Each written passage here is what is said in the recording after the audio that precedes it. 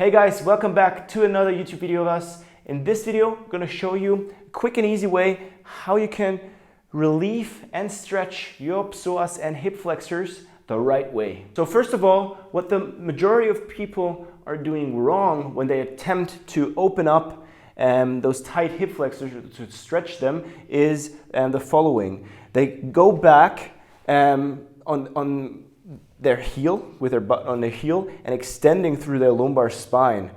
And this is the first mistake. Also, what a lot of times happens is if they go forward and stretch them, and also arching even more their lumbar spine. So with that anterior pelvic tilt, that extended lumbar spine, we cannot really access or stretch the hip flexors or the psoas sufficiently, right?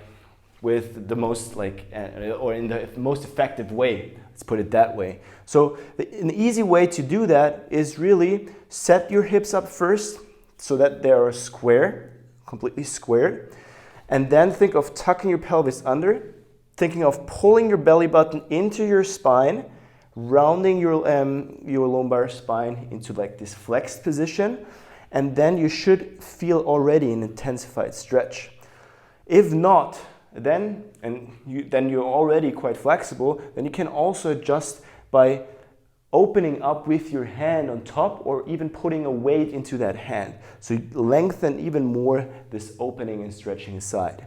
Okay? Another great way you can, what you can do is, and to not fall out of this posterior pelvic tilt, is to just use a yoga block and put it in between your glutes and your heel. This is a great feedback mechanism. We can still squeeze in and hold that posterior pelvic tilt pretty nicely and good. So we've gone through one passive stretch. Now we're going to go through an active stretch, and you're going to use your muscular strength to get it in and out of that stretch for hip extension.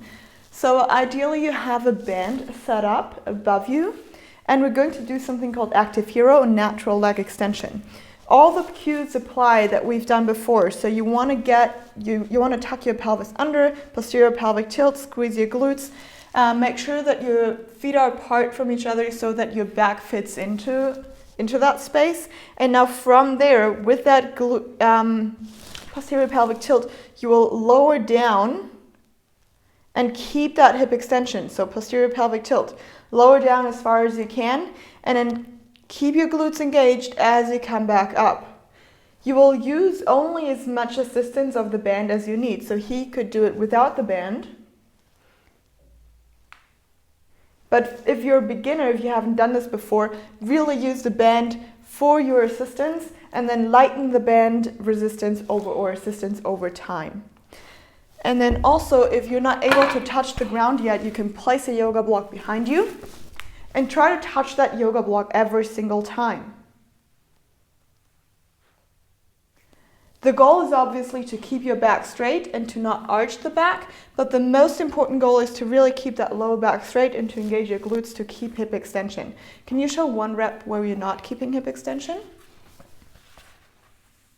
So it's easy to keep hip extension when you're lower down, but then as you come up, it's easy to lose that hip extension and come up with the upper body first.